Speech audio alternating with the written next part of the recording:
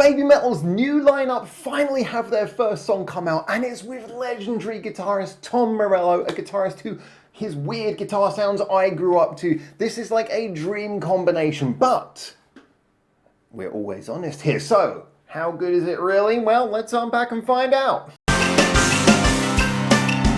Hi everyone, welcome back to Japan, and first of all, let's have a look at what Metari actually is as a song. Now, it is a song that immediately comes across with a party-like atmosphere. It wants you to get up on your feet and dance. It's kind of not just a headbanging song, it's also one that you genuinely feel you can dance along to, and that's thanks to it having that tripleted rhythm that I often talk about, the sort of, 1 2 3 1 3 1 3 1 3 kind of rhythm, where it's instead of everything being on the 4 count, you've got the 3 count. It makes it a much more sort of swaying song, and that just immediately gives you a party vibe that is backed up by the shouting backing vocals. You can hear a crowd sort of chanting along in the background. You've got this shamisen that is playing beautifully over the top, laying down a little bit of a riff that is then beautifully backed up by Tom Morello, kind of doing the same, like accompanying guitar riff along with it as well. It is a fun, catchy riff. Just everything about this song immediately is engaging. It bounces along, and best of all, Sue has a vocal line that plays with that as well. She gets to do some nice little rhythmic gymnastics in this song.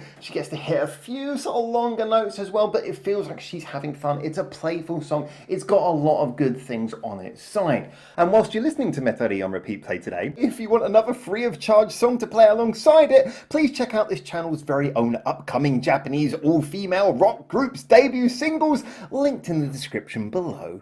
And now back to the review. If this is such a great rocking party song, are there any downsides? Well, there's one thing I kind of have to mention. I can't really overlook it. As much as I want to, I can't overlook it. Which is the fact that this wasn't just advertised as BABYMETAL do a song with Tom Morello. It's also very much advertised as the first song from the 3-piece lineup, the new 3-piece lineup. And,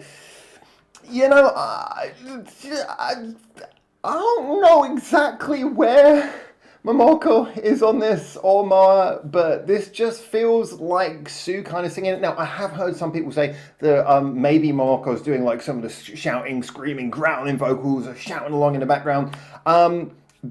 All that background shouting to me sounds like a group of dudes. It could be that she's just got a really strong voice and she can do that, but considering that she was brought in because of the fact that she's ex-Sakuragakuin, she's got, stayed active as a singer and she's got a fantastic voice, that doesn't really to me feel like the best use of her, especially considering that BABYMETAL in the past have had, they've had sort of male shouting backing vocals in their songs going back throughout their history, which are often just done by, extra members, probably Cammy Band or something. So it feels like employing Morocco to do that does feel like it wouldn't be. So I don't know if that's necessarily what she was doing. It might be that there's that voice in the middle where it sort of breaks down. You hear someone speaking in a sort of a kabuki-like voice. That could well have been Momoko or Moa doing that. We don't know. They could have put on that voice. But again, I'm not really sure that it was until someone confirms. And if it was, again, is that what they were brought here to do? It's fun. But so here's the problem. You come back with this song. It's a first song from them. And realistically, if I was to say what the ranking of the prominence in this song was, I'd say Sue at top,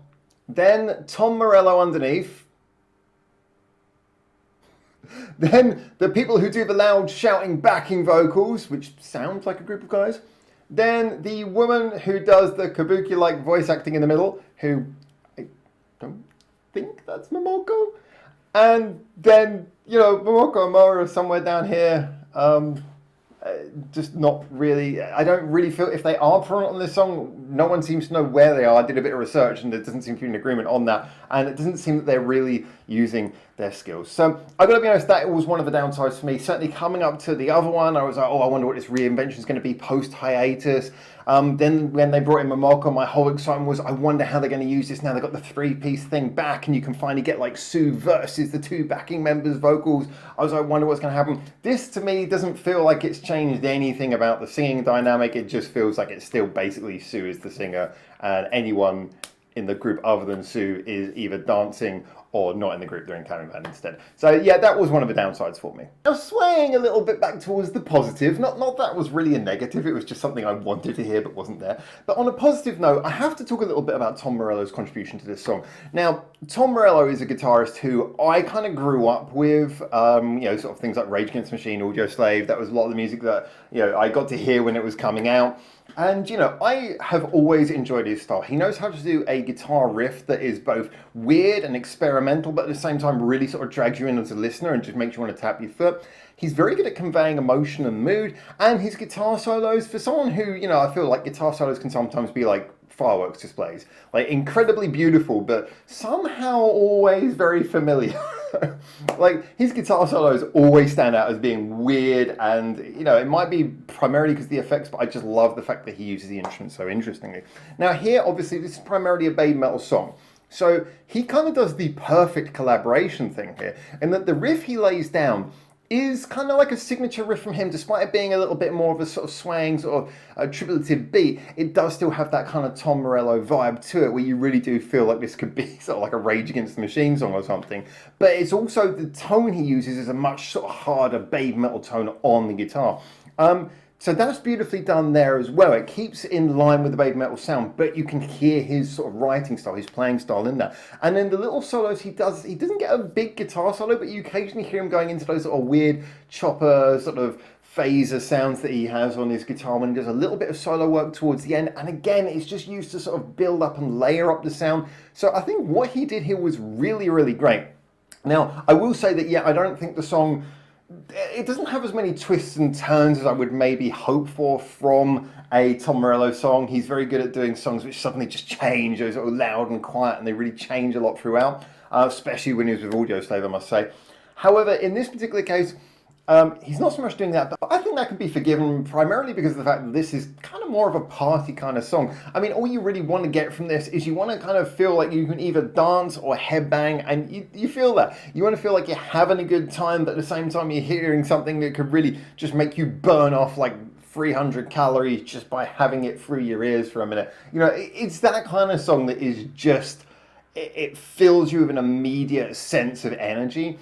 And so, yeah, you kind of want to keep that consistent, don't you? You don't really want to sort of back down from that. You don't really have to back down and coil up the spring when the song is relatively tightly packed. It's not a particularly long song. It just turns up, does what it's meant to do, disappears, and then invites you to press the replay button, which is what I think this song is really doing.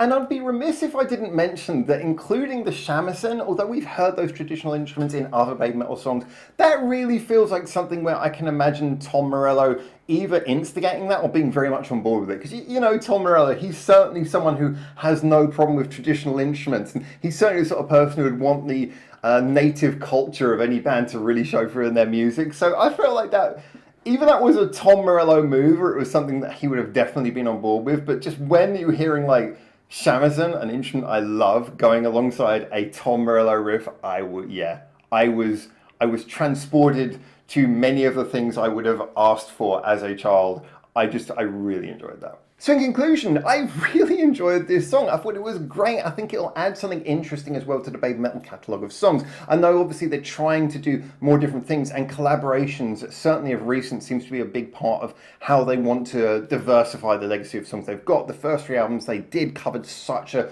wide swath of different versions of metal. It's like, it's almost impossible to find anything new to do, and yet it's so great when you hear something like this, which is genuinely quite different from any of their songs before, and yet fits so well into their catalogue and has taken advantage of a collaboration to get the most out of both artists, or at least to get, you know, the things that bring them together so well displayed. I really enjoyed that. Yes, of course, we can pick apart the things it doesn't have. You know, it doesn't have enough Morocco and Moat, as far as I'm concerned. That is a big letdown, but you can't miss what you don't have, I guess.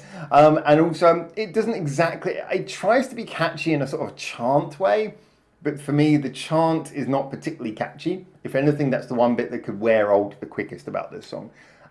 But you kind of put that all to one side. None of that is a particularly big deal. It's just very effective when it's on.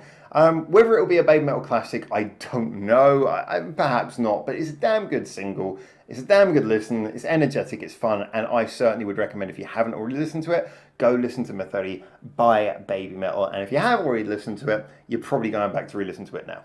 So anyway, those are my thoughts. As always, get in the comments to me what you think, and until I hopefully see you very soon in Japan for the next one of these. For now, ciao, ciao.